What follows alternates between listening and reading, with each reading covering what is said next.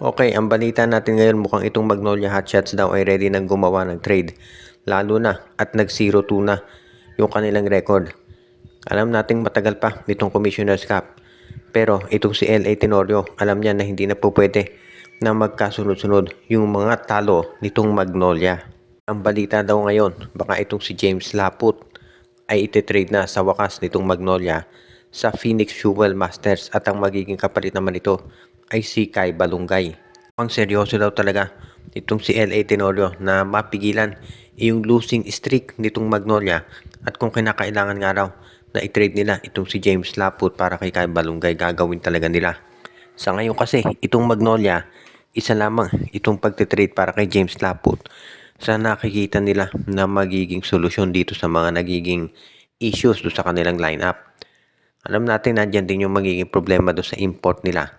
Pero sa ngayon kasi pinag-aaralan para Magnolia yung trade. Parang yan daw yung priority. So kung ikaw ang Magnolia, mukhang ito na talaga yung iniintay natin na matagal nang gagawin daw nila do sa kanilang lineup. Yung pagte-trade para kay James Laput. Kung magiging kapalit naman si Kai Balungay, sa tingin ko okay ito sa Magnolia. Mas matangkad si James Laput, mga 6'10 si Laput, 6'7 itong si Kai Balungay.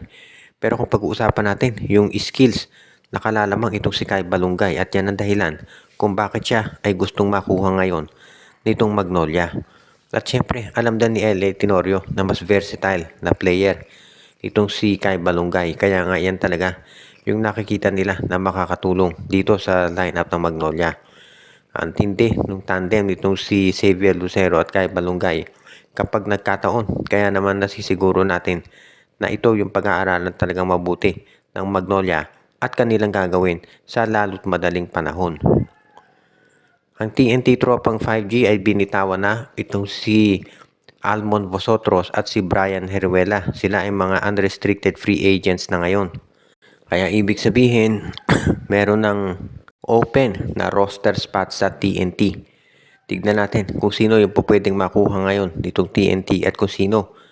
May mga balita na baka daw ito si Cedric Bearfield at Dolph Panopio ang kukunin nitong katropa para pumalit dito sa pwesto ni Heruela at ni Armon Vosotros.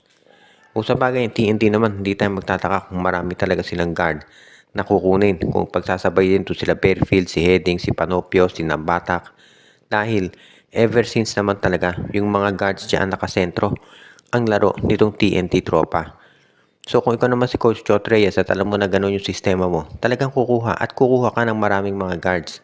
Kaya nga sa tingin ko itong pag-acquire nila kay James dito kay Cedric Bearfield at Dolph Panopio, kung totoo nga na ito gagawin nila, makakatulong yan sa Magno dito sa roster nila.